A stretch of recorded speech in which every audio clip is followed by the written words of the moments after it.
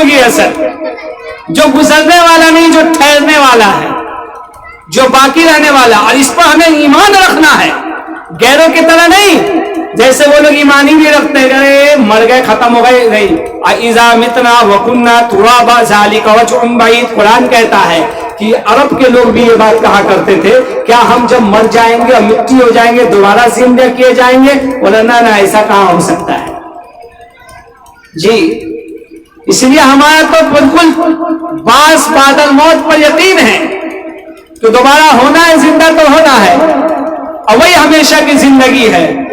इसलिए इंशाअल्लाह हम वो चीज करेंगे जो अपनी ताकत में, अपनी बसात में है, उसको हमें करना है। हमें कोशिश करना है कि हम किसी पर बोझ ना बने, हम बोझ ना बने।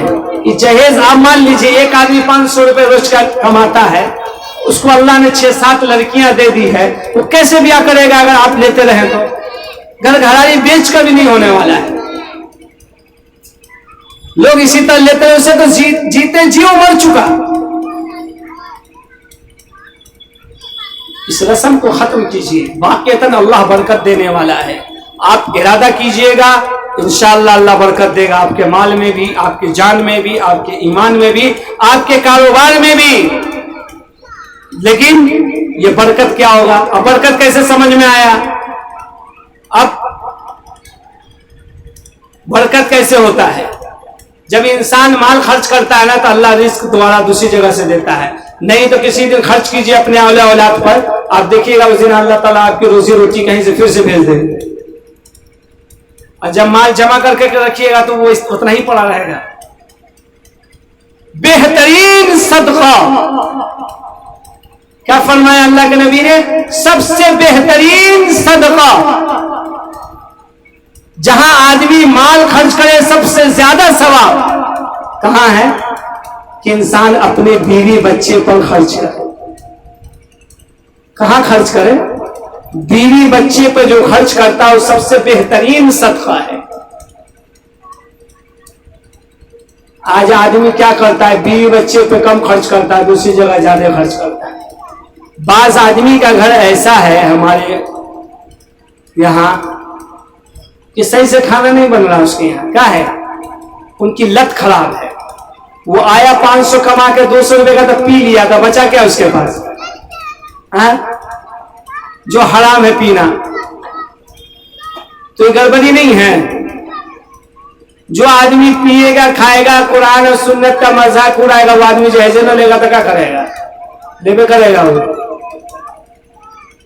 फिर उसके घर में बरकत नहीं रहेगी। बाल बच्चे को पहनने के लिए नहीं है, खाने के लिए नहीं है, और अपने भी लाल टपका रहा है दूसरे के भोज को देख के। एक अब हमको दावत दे दे कि हम भी 2 रोटी टांग ले। नहीं करता है, वही आदमी करता है। और जब 500 का 500 घर पे बाल बच्चे पे खर्च करेगा तो क्या को लाल टपकाएगा? भाई वो तो खुद ही गोश्त रोटी खाएगा 200 का। जो 200 का खाकर नहीं देखते हैं। अरे अपने गांव का लड़का, अपने गांव का सुराह पे लेटा हुआ है, सुराह से आगे, और लाल पे लाल टपक रहा है पीपा के। आंखों देखा हाल है भाई, ये सब अपने गांव का है। इतना बोलेंगे। घड़ी चमचमाती पहने हुआ है, जेब में एक ठो मोबाइल भी है, कोई लेके चल देगा तो पता भी नहीं चलेगा। अब पड़ा हुआ है, एकदम मक्खी लग रहा है, मक्खी। आके बोला मोहल्ले में कि भाई ऐसा ऐसा है। 2-4 लड़का गया, उसको उठा के लाया।